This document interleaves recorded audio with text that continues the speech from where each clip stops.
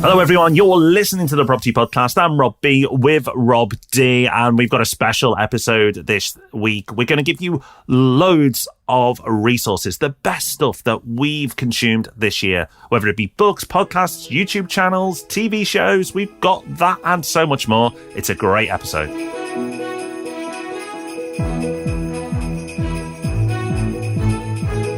Welcome to the Property Podcast, where every Thursday morning, property investors come to be informed and inspired. Yes, I hope you're ready to make notes because we've got so many recommendations for you. We cover a lot of ground, from the mainstream to the niche, from the very highbrow to the very, very lowbrow. It's all coming up. And make sure you stick around to the end for Hub Extra because we've got the perfect gift idea for you as well.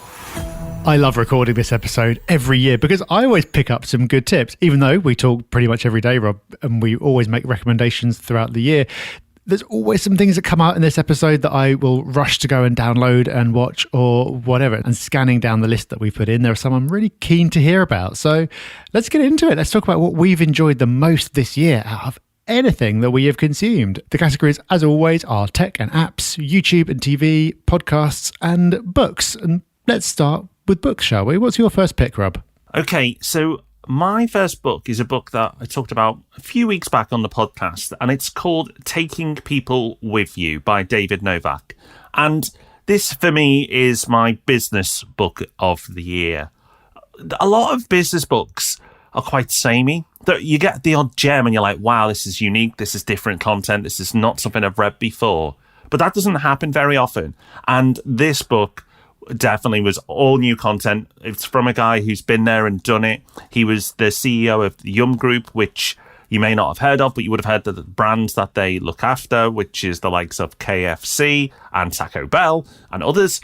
And they are renowned for how they treat their people, how they develop their people. So there's no better person to learn from, really, in business. So I found myself taking loads of notes from this book. In fact, I started with the Audible version and found that I was learning so much that I went and bought a physical copy as well. So quite an endorsement, but I highly recommend it if you've got an interest in business. It was my job to cast the right shadow of leadership because no one else was going to live up to these principles unless I lived up to them first. As a leader, you always have to remember that people tend to follow the leader's actions. You can't say one thing and then do another and expect people to believe in you or follow you. Sounds good to me. I'll be checking it out. My first book is something completely different. Not only completely different from your pick, but also different from almost anything else I've ever listened to, which is Green Lights by Matthew McConaughey, the actor who I'm sure you'll have heard of.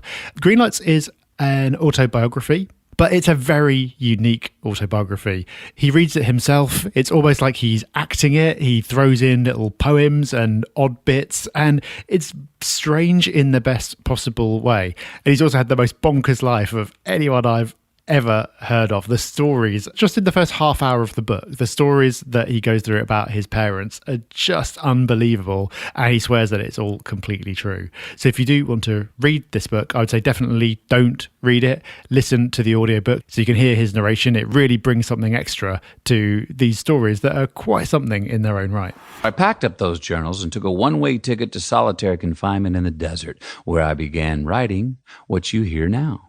An album, a record, a story of my life so far. Things I witnessed, dreamed, chased, gave, and received. Truth bombs that interrupted my space and time in ways I could not ignore. Contracts I have made with myself, many of which I live up to, most of which I still pursue. Oh, Rob, there's another Audible token gone. I've got a feeling it's going to be an expensive episode for me, this one. So, moving on, my next book recommendation is a book I picked up over last Christmas and New Year, and I finished it after we'd recorded last year's Hub Extra episode, so I obviously couldn't put it in. But I've kept it aside as one of the best books I've listened to in a long time. The book is called A Million Miles in 1,000 Years by Donald Miller. Now, Donald Miller's actually wrote a lot of books. Building a Story Brand is a famous book he's wrote as well, which is all about marketing. But this is I suppose you could call it self-development book, but in the best way. It's a really inspiring book because it's about him. He talks about his life. And in short, he's asked to write a story about his life. And when he writes that story, he doesn't think it's that story worthy. So it's a book of self-discovery where he decides, you know what, I want to live a life that's worth talking about. And he talks about that sort of process he goes through. He's funny, he's witty, he's humble, he's inspiring. It's a really, really good book. I actually recommended it to a few people at the beginning of the year. And I think it's the type of book that as you're going through Christmas, New Year, and you're thinking about the year ahead, and you're not quite sure about what you want to do next year, or you feel like you're not achieving as much as you want right now, this book, I'm sure, will be a great kickstart for you. It had a big impact on me in a really positive way, so I hope you enjoy it too. The truth is, there are principles that make up a good story, and wanting a Volvo isn't one of them. And the principles that make up a good story are important because the same principles that make up a good story also make up a good life. This is a book about those principles. How I came to understand them, fight with them, agree and give in, and ultimately decide to edit my life. Yep, I can second that one. I've read that, I think, on your recommendation. And yeah, it really is a very special book. My next one is a book that I'm pretty sure we featured on Hub Extra during the year. It's Alchemy, The Surprising Power of Ideas That Don't Make Sense by Rory Sutherland. And the concept of this book is that most things in business and in marketing in particular, which is what Rory Sutherland knows about, is based on logic and things that need to make sense and trying to justify things with spreadsheets and data. But when you get into it, all the best ideas actually don't make any sense at all. One of the straplines of the book is to be brilliant, you have to be irrational. And the book is just full of amazing examples of products and ideas and things that have happened that if you said that it's what you're going to do, everyone would say that you were nuts. It would never work. But it's worked precisely because it's crazy. And it really gives you a completely different approach to generating ideas, but also gives you a really good understanding of just how weird humans are. And this is another one that I strongly recommend listening to because his voice is just brilliant. The models that dominate all human decision-making today are heavy on logic and light on magic. A spreadsheet, after all, leaves no room for miracles. But what if this approach is sometimes wrong? What if in our quest to recreate the certainty of the laws of physics, we are now too eager to impose the same consistency and certainty in fields where it simply has no place? Yeah, I listened to that, Rob, off the back of your recommendation earlier in the year. It's a good book. This next book, though, is my book of the year, and I highly endorse all the books I've recommended this year. I've actually read a lot and listened to a lot of books this year, much more than last year. I've really got back into my reading. I didn't stop, but I've really sort of doubled down on it. But funnily enough, I don't think I could have recommended much more than I have already. But this book, even though the other two are top notch, this book edges it for me. It's a book of the year, and I was very fortunate actually because I wouldn't have picked this book up, partly because I'm sure the title would have put me off because I feel it's a little cheesy, but do not let it put you off. It's an exceptional book, and it's called Richer, Wiser, Happier by William Green. And I was lucky because it was gifted to me by a long-time podcast listener, Stephen Backel, who's also the chairman of the REIT that we run, which Portfolio sits on top of. So when your chairman recommends a book, you better read it. And I'm so glad I did, because this is the best book I've read on general investment ever. Now, it's not a practical book in terms of do this trade and then you'll make this money and then make this next investment. It's not like that. It's not a step-by-step guide. It's more of a high-level philosophy of how to invest, but not from the author, from some of the world's greatest investors ever to have lived. And this is because the author is a financial journalist who's been in the game for decades, and he's had the privilege of being with these investors, sometimes for days or weeks at a time, traveled with them, and has really done a fantastic job of extracting the best lessons from them. It's a fabulous book. The first chapter alone is worth the money in itself because it's just so much value in that one chapter. I highly, highly recommend this book. If you're listening to this podcast, then you're clearly interested in investing and investment. And yes, it doesn't talk about property too much, but I do believe the general principles can be applied to property. So a strong recommendation there. And although the other two books are absolutely marvelous, I would say this one is my book of the year. To my delight, many of the investors I encountered were fascinating and oddly exotic. I flew to the Bahamas to spend a day with Sir John Templeton, the greatest global stock picker of the 20th century, who lived in a Caribbean idyll called Lyford Key. I traveled to Houston for an audience with Fire's Seraphim, an enigmatic Egyptian billionaire nicknamed the Sphinx. Well, I've recently started reading that book on your recommendation, Rob, so I'm very glad Christmas is coming, so I'll hopefully have time to finish it off. Let's move on to our next category now, podcasts. Yes, other podcasts are available, believe it or not. I don't know if we should let people know about that. But we are big consumers of podcasts as well as books. Rob, what's first up for you this year? I'm going to start off by just mentioning a few podcasts that I listen to the most. Now, I've recommended these podcasts already, either in last year's Hub Extra episode or the year before. But in case you've missed them and you're new to the podcast or you've just forgotten, here they are. Masters of Scale, which is a business podcast by Reid Hoffman, who was one of the founders of LinkedIn and was part of the PayPal mafia. A fabulous book for somebody who's obviously running a business that's growing fast, and that's a podcast about businesses that are growing fast. It's just perfect content for me, so I absolutely love it. Bolt Flavors by the guy who founded Gusto, the Gusto food delivery service.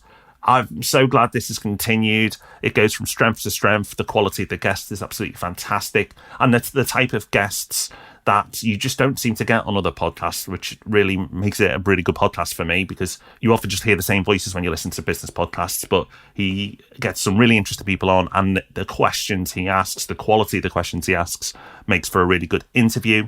And Meditative Stories. This is a special podcast. It's a podcast that helps you work on your mindfulness.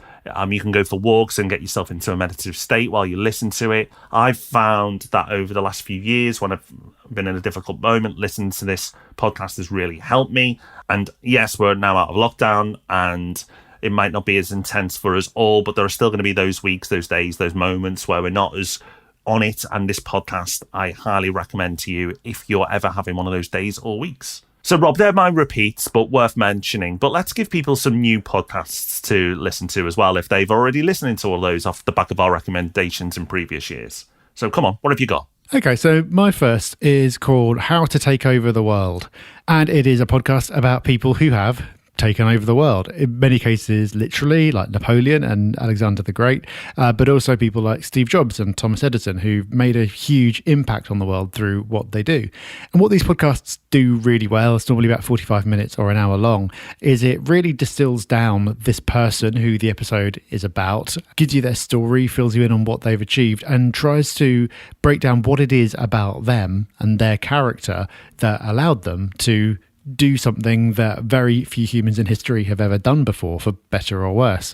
So what I really like about it is the fact that there are many historical characters who I know virtually nothing about, wouldn't necessarily pick up an entire biography, but in the space of an hour, you get to find out basically what it was that they were all about and learn a lot more about them. But also, there are kind of like business and leadership and life lessons embedded in there as well, because it's about not just who they were, but how they did what they did and the lessons that the host could extract from that.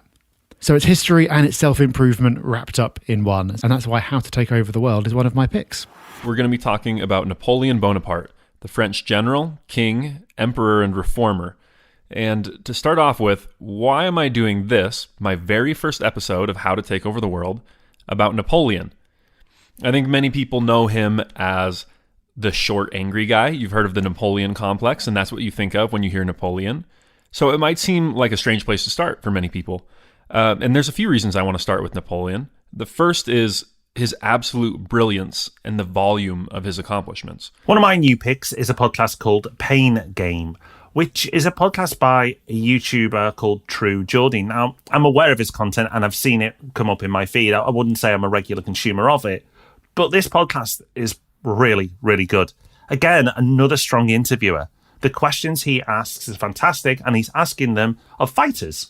And boxing is a sport I really enjoy watching, but it's actually the storytelling I think makes boxing really interesting. The fights themselves are really interesting, but it's how the stories are told these days of these fighters that I find so fascinating. And the promoters do such an incredible job of telling the story of a fighter, of building them up and matching them in the right fights. And there's so much more to boxing than just punching each other in the face. So much more.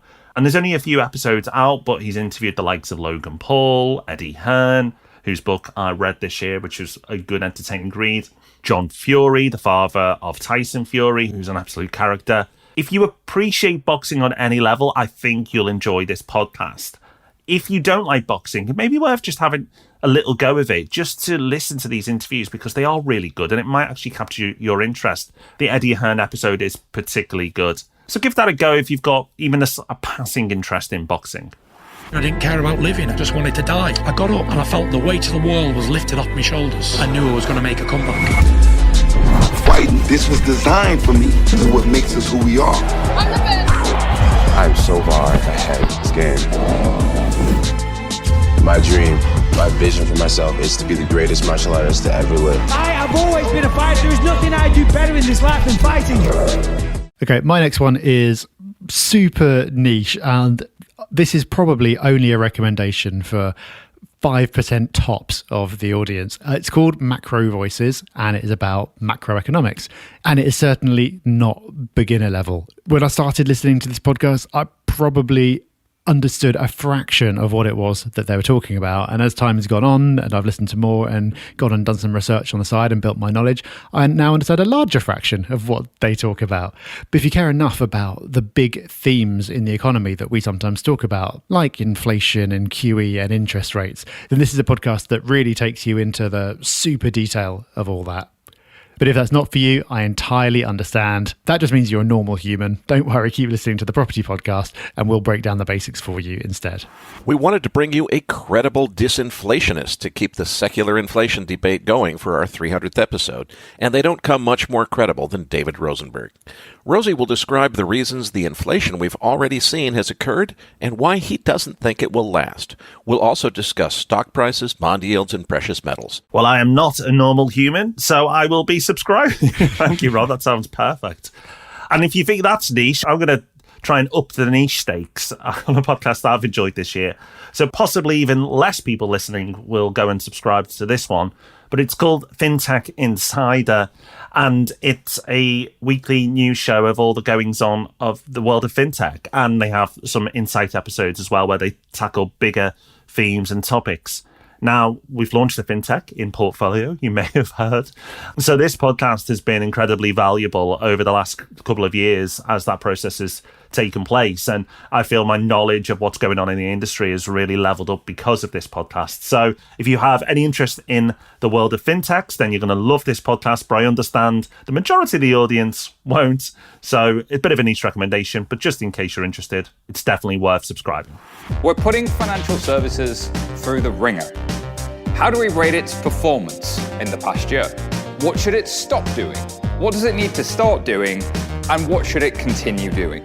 Well, that's what I like about these roundups. There's something for everyone, but then also for a certain type of person, there are some hidden gems in there as well. All right, that's podcasts done. Let's move on to TV/YouTube/streaming/whatever. I don't know how any of this stuff works anymore. My first pick I'll just mention briefly because we talked about it last year as well. And that is Succession. Succession is back for season 3 and it is so good. So I won't talk about it anymore because we covered it last year, but it is still so good. If anything, it's getting better. Amazing show. I dropped a bomb. The whole world is watching for my next move. You're the #1 trending topic, ahead of tater tots, and the Pope followed you. Thanks, Greg. This isn't Pope. My family have disappeared. I need to know where everyone is and what everyone's thinking. There he is, the little man who started this big war. Right now, I'm the real you. Sure, and I'm the real you. It is an amazing show, so double endorsement there. I am going to recommend a YouTube channel to start with. Last year, I recommended Gotham Chess because I've got really into my chess. More on that in a bit. But I want to give you another one for you chess geeks, you chess lovers, because I've learned so much this year on YouTube and I've really leveled up my chess game because of it. So I'm going to recommend to you a channel called Chess Vibes, which is growing quite steadily at the moment, and rightly so, because the quality of the content there is fantastic. So if you have an interest in chess, check out either Gotham Chess or Chess Vibes. You've probably heard control the center of the board. That is an example of a chess principle. It's true most of the time. Sometimes you will need to control some other squares on the board, but usually the center is most important. Okay, my next one is a YouTube channel as well. And this is a channel that is just called Patrick Boyle, and it's by a man called Patrick Boyle. And what he does is puts out sort of 15 or 20-minute videos about topics that are in the news around the themes of investing or economics. So, for example, you might have heard about Evergrande, the Chinese company that's defaulting on its debt and is so big it had a risk of bringing the entire world economy down. If you don't know much about that, then you can go and watch one of his videos, and in 15 minutes, then you will. He did the same thing for GameStop. He did it for the Pandora Papers. And there was another recent one about energy prices and inflation. And what makes it so good is that there's absolutely no sensationalism. He doesn't pick a side. He just gives you the facts in a really easy to understand way. And he's also the most deadpan man in the world. So he'll sneak in all these little jokes that you could very easily miss because of the way he delivers them. So it's taking these quite serious, complicated topics, making them simple and making them fun. And that's why I really enjoy his channel. The trick today is to invest in things that seem funny and then hope that Elon Musk will tweet about them. This approach is what Matt Levine at Bloomberg calls the Elon markets hypothesis. Now, it's not being taught at business schools quite yet. It's the kind of cutting-edge financial theory that's really only available on YouTube. Just subscribe, Rob, and if you haven't subscribed to this channel, it's quite similar by the sounds of it. I'm sure you'll enjoy it. It's called Economics Explained. And Economics Explained is a great channel. It just makes economics really consumable. And it's something we tried to do on the podcast, but I really feel they've nailed it on YouTube. And it talks about general economics, but also more topical stuff that's going on as well. And I've absolutely upped my knowledge by watching that channel, and others like it as well. There's definitely a few out there of the Patrick Boyle Economics Explained genre, and I'm sure YouTube will start feeding you more if you start watching those two channels. But Economics Explained is another one that you might want to check out. So, how much damage has Brexit done to the United Kingdom's economy? Has the UK benefited from the fact that Brexit took place during the pandemic? And finally, what will this all mean for the UK's ability to recover from the pandemic? Once we have done all of that, we can put the United Kingdom on the Economics Explained national leaderboard. Can't believe I've missed that one. I've just gone to subscribe to that one now. Okay, enough of the highbrow stuff. I always like to lower the tone on these episodes and throw in a bit of absolute trash. We've done $1 million listing in the past. This year is the turn of Below Deck, which I hadn't heard of until my friend Nick recommended it to me a few months ago. I believe the rest of the world had already been watching it for years. But it's a reality TV show about a crew doing charters on a yacht. There's a series that does around the Med, and there's another one that does the Caribbean, I think. And it is absolute pure trash, pure drama. There's been plenty of times this year when I've just needed to switch my brain off, and Below Deck is perfect for that. Just with those potatoes, Yeah. can they be thin, crunchy, and round shape? No, they can't. But I can make French fries. Just make the round shape? What do you mean round shape? Cut them in the shape of like crisps. So you want chips? Yes. Or you want French fries? Because initially you said you wanted French fries. I didn't say anything. Or should I just make both? Nope. I'm losing my patience with her. I have also, I wouldn't say the pleasure, I have also watched that show. Yeah, you're definitely going to lose a few brain cells watching that one, but it is good fun. Another one, which is a bit of a weird recommendation, but hey-ho, I guess you've realised by now we are weird, is I watch YouTube shows of people going on planes and their journeys, and whether it's first class, business class, economy, and how they get on with it and what they like, the food and so on. And there's loads of channels out there, and I've recommended some in the past. If you for somehow find yourself being as weird as me and wanting to watch these videos too, then a YouTuber I've been watching more of this year is called Trek Trendy. And he is putting out a video every week at the moment, which helps satisfy my cravings of watching travel videos. So do check that out. Even if it does sound weird, maybe watch one, because that's the great thing about YouTube. I didn't go looking for this stuff, but somehow YouTube knew I would like this type of content. And after I watched one, it kept feeding me more, and I continue to watch them on my downtime to switch off. So yeah, that's my sort of brain dead content, Rob, when I want to switch off and just escape a little bit. And let's face it, we can't travel much at the moment, or it's very hard to travel. So that's definitely been my form of escapism via the Trek Trendy channel and others like it. Today, I'm flying the world's most exclusive first class, Air France La Première, alone. With just 4 first-class seats per 777 aircraft, it's a private affair with 3-star Michelin dining, 5-star bedding, and a mind-blowing price tag of over $10,000. I was deeply concerned that was going to be a Star Trek channel when I first saw this on the list. So I'm actually quite relieved that it is what it is.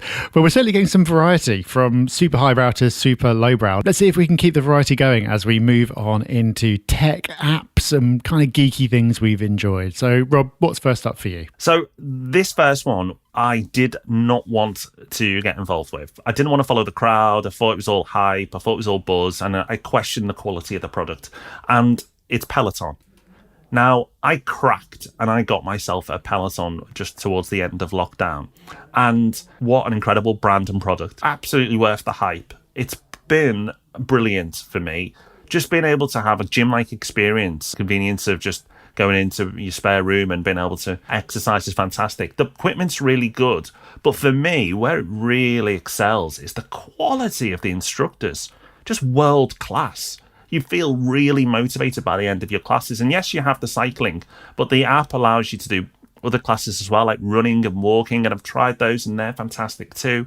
So if you are not a Peloton user or consumer and you've considered it, and maybe you've been a bit like me, like, oh, I don't want to be like everyone else. I understand it. I get it. But wow, what a great product. Absolutely amazing brand as well. The way they treat you as you sign up and wait for your bike. And there's a lot of lessons there from a business side as well that you can take away. Of course, I'm always looking at those angles. But as a product, marvellous. Highly recommend it. I know some people might be resistant to it, but I really enjoy it and I've got a lot out of it. And I've, of course, got a bit healthier off the back of it too. So wins all round. Yeah, can't say fairer than that. Well, nothing so healthy from me, but my first tip is an app called Matter, which is currently only for the iPhone. But it's basically an article reading / discovery app. So you might have heard of Pocket and Instapaper, which are basically tools that you can use when you come across something online that you want to read, but you don't want to read it right now. You save it to one of those. And it basically saves it for later, so you can go and read it when you've got the time, and it strips out all the nonsense around it. So you've just got the text without all the distracting ads and everything else. Matter is very similar. It's the same basic concept, but you can do a couple of different things. So if you subscribe to email newsletters, you can pull those into it. Also, if you use Twitter, you can connect to that and kind of pull in recommendations from people you follow. But also its recommendations, for me, are far, far, far better than anything that I ever got on Pocket, which is what I used to use. So I'm now discovering far more interesting articles that I never would have normally come across as a result of using Matter. The unfortunate side effect of this is that my queue of things to read is now just getting ridiculously long and I'm never going to get through it. But if you are looking for either a better way of reading or a better way to get reading recommendations, Matter is well worth checking out. Oh, that sounds good, Rob. I'm going to go and download that one in a minute. One I downloaded a little while ago and actually mentioned last year is chess.com. So the background to my chess journey is that last year I got into chess because I found that my son was starting to beat me. I think that says a lot about my character, and not in a good way. So I decided to up my chess game. I hadn't really learned the game of chess before last year.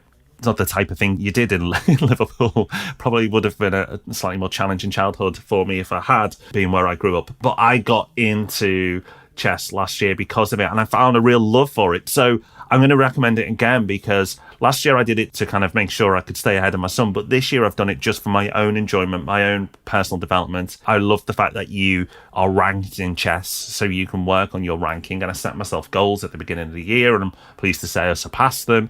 And the thing with chess is you just will never learn it all. And I think that really suits my personality because I love to learn. So it's just a fantastic game. And I know everybody will be aware of chess, but if you've got a bit of a busy mind, I know I certainly have, I find it great to kind of put it to good use on over a chessboard rather than just focusing on stuff that isn't helpful. So chess.com is a wonderful platform. You can play games, you can take lessons, you can do puzzles, you can take part in tournaments. It's got the lot. You can do it for free if you want, or there's a paid membership. I think I do the lowest tier. But if you've ever considered getting into chess, download that app, give it a go, and I'm sure you'll get addicted like I have. And you may know this already, Rob, but the founder of chess.com is a really interesting guy as well. And he was interviewed on Noah Kagan's podcast recently, which is a podcast we've also recommended on this show in previous years. So it all linked back together. Okay, my next one is OneBlocker. Now, I very recently, like in the last few months, switched to using an iPhone from Android. And I'm sorry, Android people. I know all the arguments. I don't want to hear it. I was making those arguments myself for years, but the iPhone is so much better. Don't write in. It just is. And I'm not going to get into an argument about it. However, something that is annoying on any kind of browsing at all is adverts. And ad blocking is also controversial because it's how many websites make money. And if everyone used ad blockers, then it wouldn't really work. But so many ads are just really intrusive and annoying and make it virtually impossible to use websites. And there's also all manner of trackers that websites like to use to follow you around and harvest your data as well. And OneBlocker kills off all of that. There's a free version and there's a paid version, which is inexpensive as well.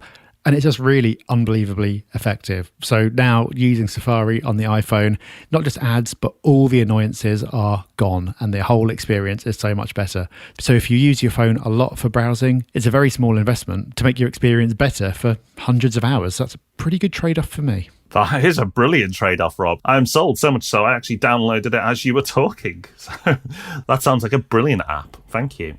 I've got a bit of an anti-tech recommendation. And over the last few years, it's been an organic process, but I've reduced or eliminated my use of social media in certain areas. So it started with Facebook a few years back. I stopped using Facebook because I just found it was a place I didn't want to spend my time. I didn't like the content that was being delivered there and what people were saying. It felt all a bit extreme and on the edge and just not a place I wanted to be. Twitter, I've also done the same with over the last couple of years. So that's been reduced down. And it's left me with Instagram and LinkedIn, which I use from time to time. And I actually find them both the most sort of positive social media platforms that are out there. But I think I was reading a book called No Filter earlier this year. Kind of opened my eyes to what I was kind of unconsciously doing anyway, which was the impact of social media on our lives. And I was, reducing it by myself, but it kind of gave me a nudge to try and reduce it even more. And don't get me wrong, I still use social media. I still consume social media. I still probably use it way too much. But I think just being aware of the impact that it has on our lives, and sometimes positive, but also quite, unfortunately, a lot of the time negative. I think being aware of that book was really good to open my eyes to it. And it's something I'm going to continue to do more of next year. So I know as a content creator, you probably would expect me to put more out there, but I'm probably going to put less out there next year. So I'm not exactly put loads out on social media in 2021, but in 2022, I can see myself doing even less and consuming less as well. I love YouTube and I love consuming content there, and I love podcasts and I love consuming content that way, and I obviously love reading as well. And you know what? I think that's enough for me. And you don't have to do everything, so just choose what's right for you. Well, you're kind of preaching to converted here. Social media is just not my thing. But as a kind of a counterpoint to that, I've started using Twitter more this year. And I bring it up because I think there's a couple of tips to share about how to use it better if you are going to use it at all. I don't contribute at all. I don't post anything. I just use it for discovering interesting ideas and interesting people, interesting links. Now, Rob, you talked about the more positive social media. Twitter is, of course, the most negative social media. It's a horrible, horrible place if you use it in the wrong way, full of people being very angry about absolutely everything. But there's also some good stuff on there. So I've got 2 tips for how to use Twitter better if you are going to use it. The first one is to use lists. So I barely actually follow anyone, but I use lists, and I break up lists by interests. So for example, I've got an economics list, and just put people on that list. You put out good stuff about economics. The good thing about using a list is, firstly, it means that you can actually segregate it by topic, which means you can go and look at that particular list. So I'm not just going and looking on Twitter to browse and be aimless. I go to look at a particular list to learn about a particular thing. The other thing is that there's no kind of algorithm applied to that. So you just see the pure chronological feed with nothing else added in there. And the other thing to do, whether you're using lists or not, is to just be very aggressive in pruning your feed. If there's anyone who's even mildly irritating, I just get rid of them. Twitter is, I'd say, by default, if you're not careful, a pretty terrible experience. But it is possible to turn it into a really useful experience. You do just need to put the work in. I've started putting that work in, and I found it rewarding. But Rob, I think as a default position, if you're not going to do that, steering clear of the whole lot is certainly not a bad option. I can see the value you're getting from choice there, Rob, but isn't it a shame that you have to work hard to use social media platforms to get that value? So I know there'll be other people listening to this who absolutely love social media, and that is absolutely fine. That's absolutely cool. It's just who we are as people, and, you know, it's just not for us. We like the positive things. And of course, Rob, the tech app of the year voted for by ourselves is unbelievable. It's just an app that's going to completely change an industry. Yes, it's Portfolio. Let's not say any more on it, but I think it is just worth mentioning that we are just proud that we have created this tech and it's out there in the world. And if somehow you've got this far listening to the podcast and you've not downloaded Portfolio yet, I know not everyone can access it yet, but just being able to download it, get on the waiting list and join Portfolio in the not too distant future. You can download it, you can join the waiting list at portfolio.co.uk. You can take yourself one step closer if you've not been able to invest already to being able to invest through Portfolio. And we're really going to work hard next year to let as many people in as possible. And at some point, stop the waiting list. That might be quite some time off yet because of the demand levels and making sure we get the right people in at the right times. But at some point next year, I'd love to get to a point where we can open the door to as many people as possible. A lot of work to do before we get to that point, but we will work hard to get to that point. Well, we've given plenty of recommendations today of things that we enjoy the most, but we also put out something that we're pretty proud of and we reckon you might enjoy it as well. So I don't feel bad about giving it a bit of a plug. It's the Property Hub magazine. The Property Hub magazine has had its best year yet. It's put out some absolutely brilliant stuff this year. Well done to Chantel and the team. It's just been phenomenal to see. And of course, it looks beautiful as well. And we've talked about a lot of online content today, but having a really gorgeous paper-based magazine to look at and get into real depth with is a great thing. And as well as subscribing to the Property Hub magazine, which you can do at propertyhub.net/magazine, you can also give it as a gift. Christmas is coming up. I'm sure it won't have escaped your attention. propertyhub.net/gift is the place to go.